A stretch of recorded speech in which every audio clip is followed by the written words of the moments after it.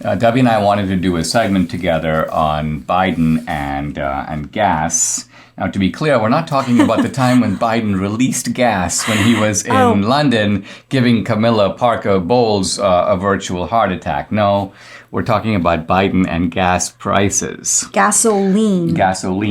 And you and I were chuckling because there's an article on CBS News. This is how the media regurgitates the propaganda of the administration. It's called 3 Reasons Why Gas Prices Are So High and When They Might Come Down, right? So we think, okay, well, they're bound to emphasize a couple of reasons, but surely one of the 3 reasons is going to have to do with Biden suppressing domestic energy production, right? Wrong. There are 3 reasons that they have nothing to do with any of this. Yeah, so of talk course about not. So basically, I go on Facebook every once in a while and post things, and I thought it was so telling because in my feed, I had, I was looking at different posts of people arguing about who's responsible for the price of gas. And so it got me thinking, and I was like, everyone, please send me photos of the pump when after you fill up, because I want to see how expensive it is for you to fill up. And my goodness, I got some great photos. As I'm going to post some on the video portion of the website of the podcast, so people can see. Most of them are over $100, and we talked about this. People that make minimum wage. That's like their whole day. You're taking that's a like whole working day's 8 hours to pay for gas. It's ridiculous. But anyway, so I was very, very interested in what people are saying. And of course, our side says one thing.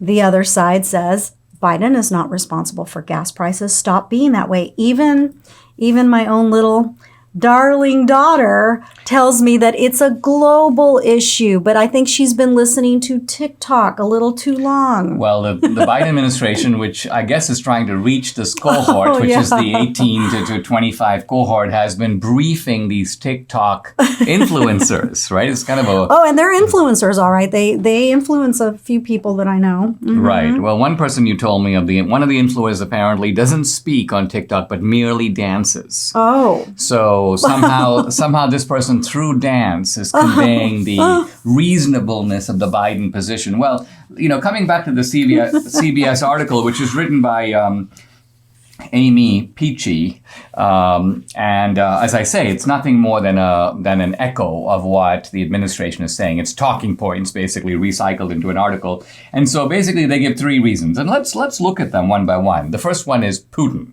You know that was going to be number one. Of course. And no one can deny that global instability, Russia's invasion of Ukraine, Russia's a big oil producer, that has exacerbated the problem. But that clearly didn't start the problem. Why? Because gas prices were going up a lot before Putin. So somebody started that process, which has only become worse.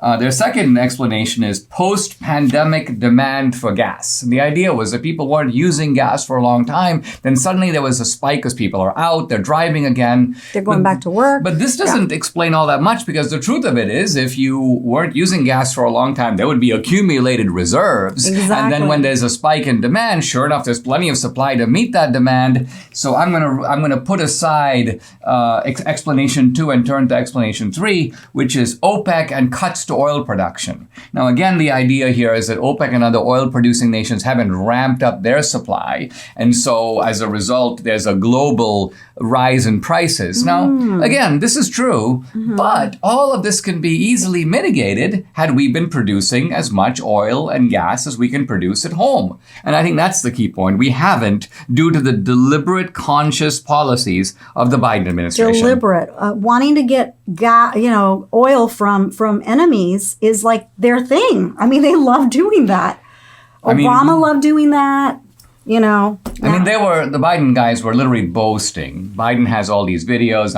We're going to be moving away from fossil fuels. We don't need fossil fuels. Democrats were saying things like, we don't need to manufacture. We don't need more domestic oil production. We have enough. Yeah. And so they were taking it as a compliment, taking it as an achievement that they were blocking new drilling leases in Alaska, blocking new drilling on federal land, that they killed the Keystone Pipeline. They were patting themselves on the back over all this until control, gas prices began to surge. And then Biden kind of squints and put on his usual kind of grumpy face. And he goes, what do you mean? What do you mean me? What have I been doing to suppress domestic? So these flat out bald faced lies, which then, idiots like Amy Peachy kind of mindlessly repeat. Not to mention they like to, they want to indoctrinate the TikTok as if they need to indoctrinate them more.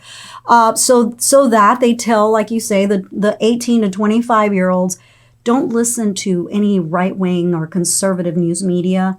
It's not true. So you've got it's the argumentum ad ignorantium. It appeals to the ignorance of the audience because you're relying on these young people to have no context. They haven't really taken economics 101. They don't know the laws of supply and demand, and they probably don't even pay for their own gas anyway. Their parents do, and then they don't know they don't know that the United States domestically has enormous gas resources and enormous oil resources, and we are deliberately choosing not to tap them. Exactly right.